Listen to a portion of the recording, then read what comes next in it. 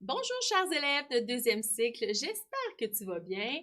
Alors bon mercredi, nous allons commencer avec un beau partage que vous avez fait. Alors je vous avais demandé de relever le défi de me dessiner en pixel art des personnages de contes et c'est ce que vous avez fait. Alors je vais commencer avec ça, je mets en grand écran nos artistes pour que tu vois et admirer ce qu'ils ont fait.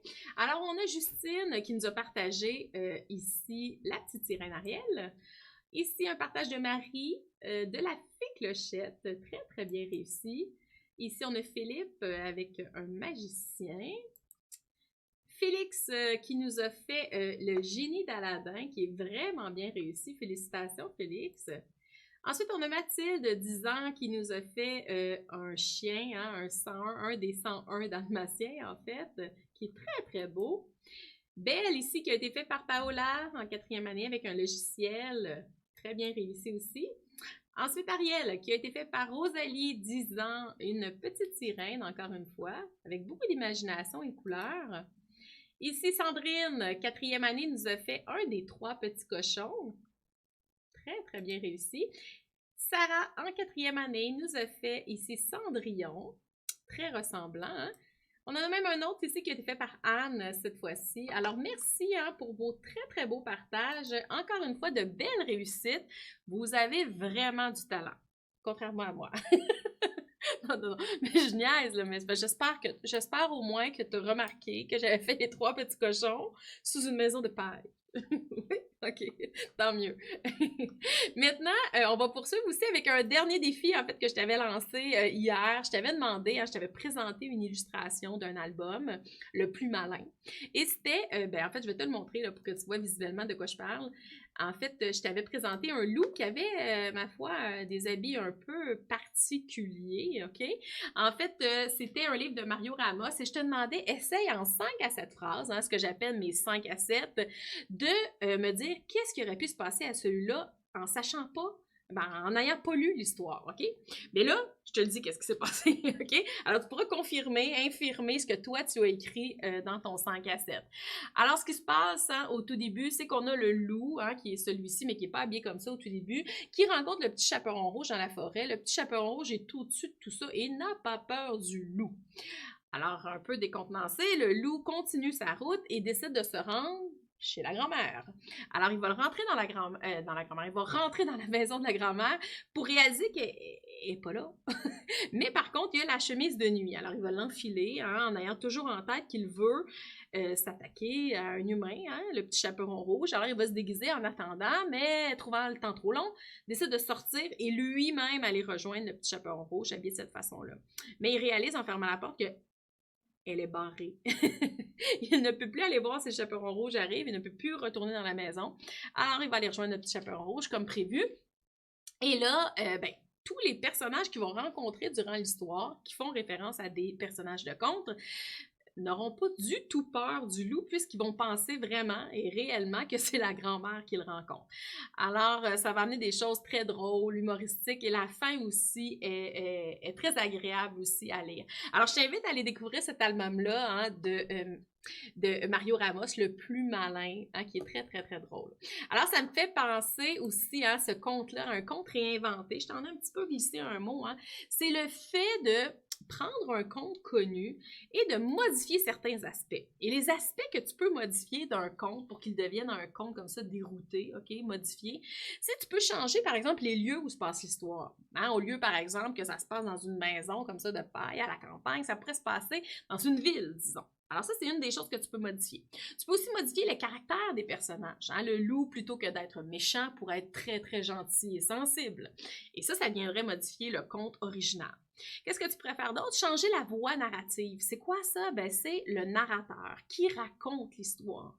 Et ça permet de voir un autre aspect du conte. Alors, si par exemple, je prends La Belle au bois dormant, ça pourrait être raconté par la sorcière. Sa version, c'est de voir la version de d'autres personnages de ce conte-là. Alors, ça, c'est quelques petits indices, quelques petits trucs pour modifier des contes que tu connais déjà. Et c'est souvent, ça donne vraiment de beaux résultats habituellement. Alors, je voulais te présenter le calendrier puisque la fin de l'année approche et je veux qu'on voit ensemble les 3 dernières semaines qui nous restent ensemble, toutes les deux. Alors, je te montre ça en grand écran. Alors, tu vois ici, pour tous les mardis, hein, comme hier et comme les semaines à venir, j'ai mis des étoiles pour les rencontres d'invités spéciaux que nous recevrons. Vendredi, ben là, en primaire, hein, je te montre que je vais m'entretenir avec Boucard Diouf. J'ai très, très hâte. Ensuite, on s'en va en 2 semaines. Eh bien, c'est la dernière journée de la classe en ligne, alors qu'il y aura lieu 18. On va essayer de vous organiser quelque chose de fort agréable pour cette première fin d'année, disons. Ensuite, on a le soleil puisque c'est l'été qui commence officiellement cette date-là. On a la fête des pères, il ne faut pas oublier notre merveilleux papa qui sont dans vos vies.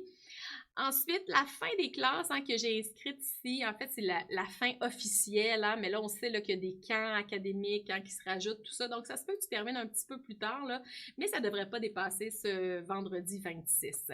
Pourquoi la fleur de lys? Eh bien, la fête du Québec, hein, la Saint-Jean-Baptiste, alors que j'ai inscrit aussi au calendrier. Alors, ça va passer vite, hein? Tu vois, ça m'a pris à peine quelques secondes de te présenter ça. Pardon, J'atchoum! Ah, c'est très rigolo que ça soit arrivé en même temps que je te parle. OK, alors voilà, ça c'était mon calendrier. Passons au français, es-tu prêt? Moi, je me remets de mes émotions, de mon éternuement, et on va passer à l'accord du verbe avec le sujet. En fait, tu vas dire, mais Maria, il me semble qu'on a déjà vu ça. Bien, la semaine dernière, on avait commencé à voir ça. Hein? Je t'avais commencé à te parler que le verbe s'accordait avec le sujet, qu'il fallait le retrouver, tout ça. Là, ce que je veux revoir avec toi, c'est l'accord avec les pronoms, mais l'accord aussi avec les sujets qui ne sont pas des pronoms et que tu dois apprendre à pronominaliser. OK? À remplacer par un pronom pour vérifier l'accord. Bon, ça va être plus clair quand je vais t'expliquer. OK? Ce que je veux que tu fasses, c'est que tu prennes des notes aujourd'hui. Hein? C'est rare, ben en fait, c'est pas rare, mais habituellement, je te demande de participer. Mais là, j'aimerais vraiment que tu prennes des notes là-dessus parce qu'il y a une première partie qui est quelles sont les terminaisons. On avait vu ça, hein? Les terminaisons, les lettres finales qui se trouvent à la fin des verbes quand on a un pronom en particulier. Voyons le premier. Alors, c'est le je. Alors, ce que je t'invite à faire, c'est d'aller dans ton carnet et d'aller d'inscrire. Hein, ici, aujourd'hui, on est le 3 juin. Et d'aller inscrire l'accord du verbe. Hein, ça, c'est la notion. Et dans l'accord du verbe, on va aller réécrire, peut-être que tu le sais déjà, hein, avec les pronoms, quelles sont les finales possibles. Et là, je t'ai écrites ici. Hein. Les finales, c'est comme... Et là, il y a un truc pour se souvenir de ça. Peut-être que toi, ça va faire du sens. Là. Ça fait le mot sexé. Ben oui, alors c'est soit que ça finit par S, par E, par X ou par AI. Alors, il ne devrait pas y avoir d'autres lettres possibles à la fin de ces verbes-là quand c'est avec je. Alors, si je prends... On va les écrire, en fait. Avec je, ça peut être S... E, X ou AI. Et là, tu peux te donner un exemple. Par exemple, je mange, disons. Je mange, ben ça termine avec un E, ça confirme un peu ce que j'ai dit. Si je dis je veux, disons, je veux, est-ce que ça peut venir par U? Non. Ça veut dire qu'il manque une lettre et c'est le X dans ce cas-ci. Alors, on y va avec le prochain pronom qui est le tu. Et le tu ne devrais pas avoir de difficulté à t'en souvenir puisqu'il est assez simple. C'est toujours le S ou le X. Et là, tu peux te faire le même exercice. Hein? Tu parles, disons. Tu parles. Ça prend un S à la fin. Ça va pour ça? On continue. Tu continues à prendre des notes. C'est une belle révision, ça, pour ta fin d'année. Alors, on y va avec le il. Ça peut être aussi le elle quand c'est une fille, quand c'est féminin, en fait, je devrais dire, ou le on. Et là, les terminaisons possibles, souviens-toi de ça, c'est cadet. OK? Comme un cadet policier, comme un cadet de l'armée. Alors, ça peut soit finir par C, par A, par D, par E ou par T. Il ne devrait pas avoir d'autres lettres. Il ne devrait pas avoir de S avec il. OK? Alors, je peux me donner un exemple à côté. Ça pourrait être il va. Hein, le verbe aller, il va. Ça finit par A. Est-ce que j'ai le droit? Oui. Ça finit par A. Alors, c'est pas toujours par T avec il. OK? Il faut faire attention. On y va avec un autre pronom. Là, on se rentre dans le pluriel. OK? Alors, on y va avec le nous. Et là, le nous, le vous, c'est assez facile. C'est toujours la même chose. C'est O-N-S. Je peux te mettre un exemple à côté. Le vous. Toujours la même chose. E, Z, les dernières lettres. Et voici, alors je te l'avais mis ici, EZ. Et finalement, on a la troisième personne du pluriel, il au pluriel ou le elle au pluriel. Et ça finit toujours par NT. Toujours. Un verbe au pluriel ne finit pas par S. Un verbe au pluriel finit par NT. Un nom au pluriel peut finir par S. OK? Souviens-toi de ça. Alors, ça fait un beau portrait. En fait, tu pourrais là, te placarder sur ton bureau de travail parce que c'est la référence à faire quand tu as soit la conjugaison des verbes à pratiquer, mais aussi l'écriture, hein, parce qu'il faut que tu sois capable, en mesure, au deuxième cycle, de bien accorder ton verbe avec ton sujet. Bien entendu, il ne faut pas qu'il soit séparé d'un écran, OK? Il faut qu'il soit directement à côté. Ton verbe, il faut qu'il soit à côté de son sujet. C'est bon pour ça? Alors, j'efface et je vais te mettre à l'écran des exemples. Et là, je veux voir si tu as bien compris le principe. Le principe de savoir bien pronominaliser. En fait, je vais te le montrer avant. Là. Pronominaliser. Écoute, ça là, c'est un jeu. C'est un jeu pour pratiquer la prononciation, hein? Pronominaliser. Eh bien, c'est ce que je te montre. Alors, avant que je te présente ça à l'écran, je veux te montrer, en fait, comment on fait pour pronominaliser un groupe du nom. Comment on fait ça? Je vais t'en donner un exemple très facile, OK? Et toi, tu vas essayer de ton côté de repérer le sujet et de le remplacer par un pronom. Alors, si c'est au singulier, ça devrait être « je, tu, will ». Si c'est au pluriel, ça devrait être nous, vous, will. OK? Alors, tu as comme ces deux catégories-là. Tu vois bien la différence entre les deux. Alors, si je dis Marie et Paul marchent vers l'école.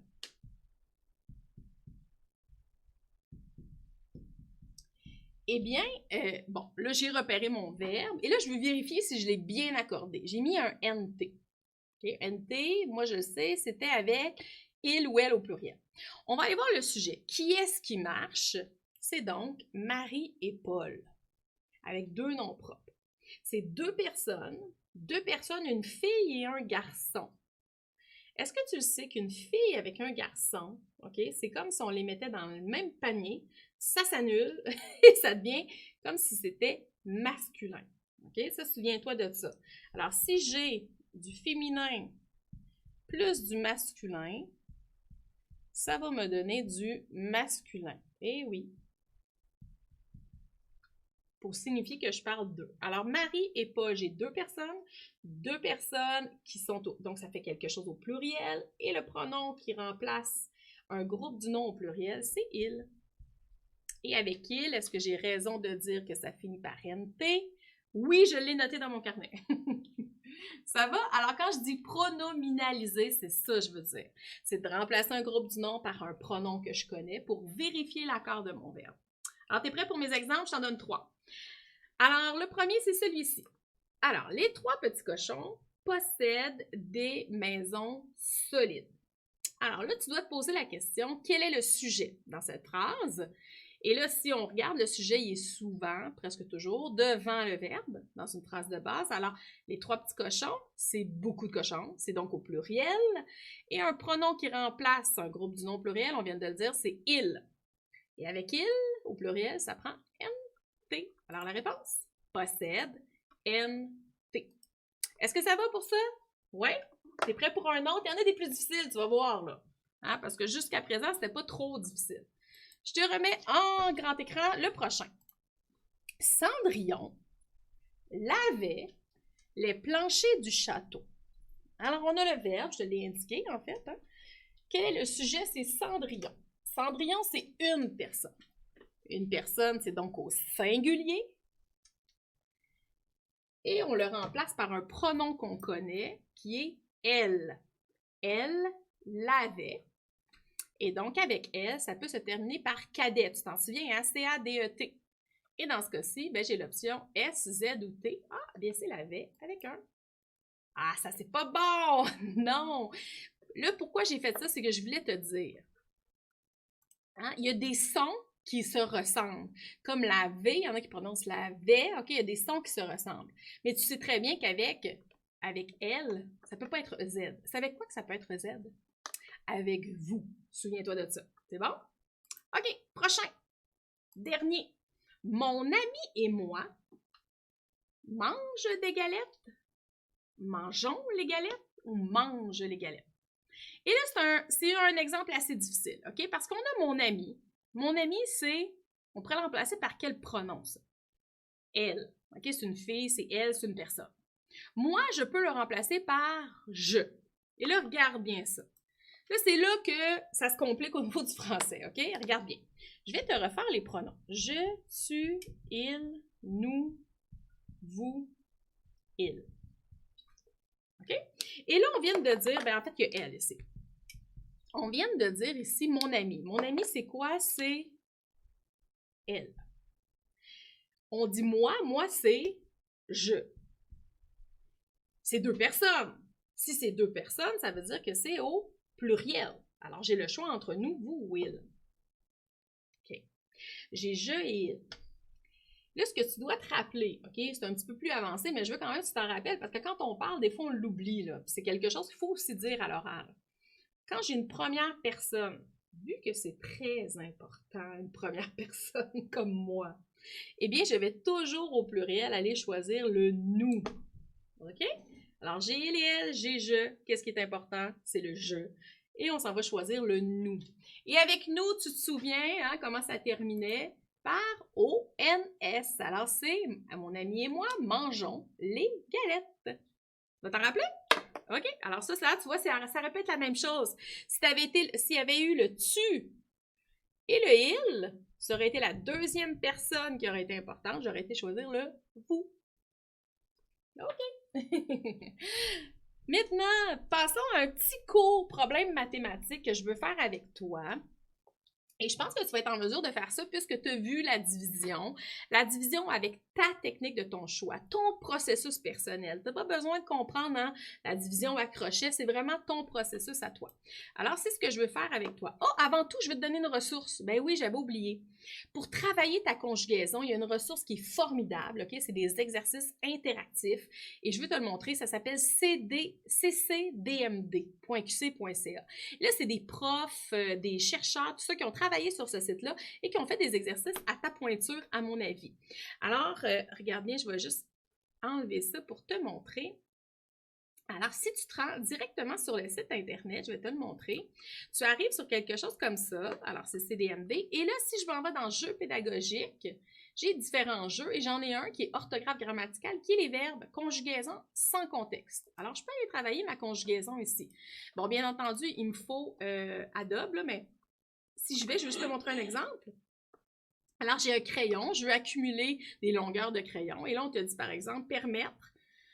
Deuxième personne du singulier, donc c'est avec tu au présent. Alors, ça serait tu permets, disons.